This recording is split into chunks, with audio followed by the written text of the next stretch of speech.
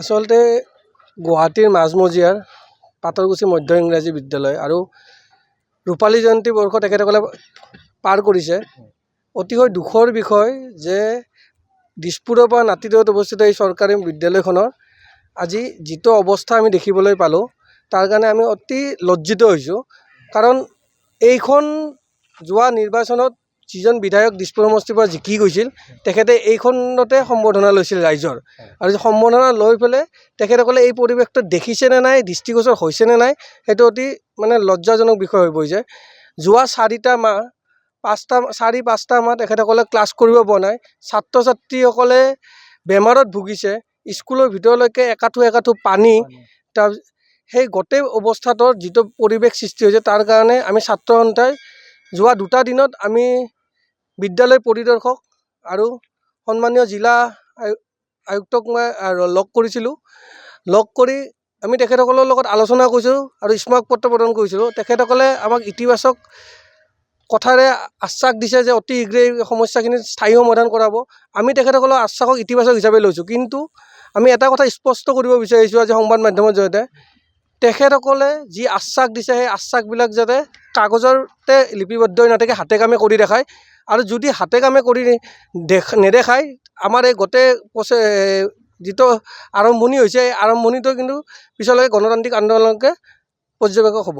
কাৰণ এটা কথা আমি দেখিবলৈ পাইছোঁ, কিছুমান কাম আমি এখন স্মাৰক পত্ৰ দিম তাতে সীমাবদ্ধ হৈ থাকে।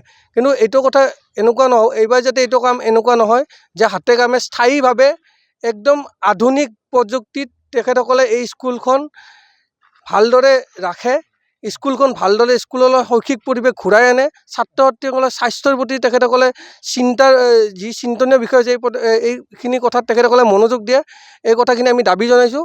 আৰু এটা কথা স্পষ্ট কৰি দিব খুজিছোঁ, যদি তেখেতসকলৰ পৰা কোনো ইতিবাচক কাম আমি দেখা নাপাওঁ, তেতিয়াহ'লে অনাগত দিনত ৰাইজৰ সহযোগত ছাত্ৰ সন্থাই গণতান্ত্ৰিকভাৱে আন্দোলন কৰিবলৈ বাধ্য হ'ব। এই ঘটনাটো যোৱা 4-5টা মাহ যিহেতু গুৱাহাটীত আমি দেখিবলৈ পাইছোঁ, যোৱা জুলাই মাহৰ পৰাই বৰষুণৰ হেৰিটো বাঢ়িছে। গতিকে সেই তাৰ পৰা জুলাই আগষ্ট এই গোটেইখিনি মাহ কাম কৰিব ইয়াতে ক্লাছ কৰিব পৰা নাই।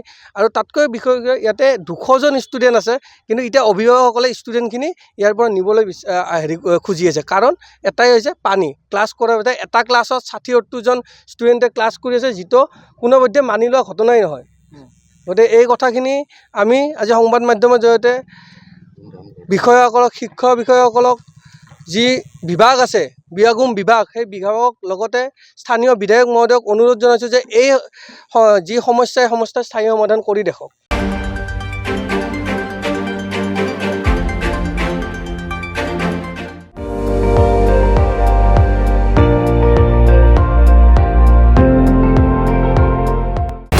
আপুনি চাই আছে ND24, সৰ্বশ্ৰেষ্ঠ নহয় সৰ্বোত্তমৰ দৌৰত।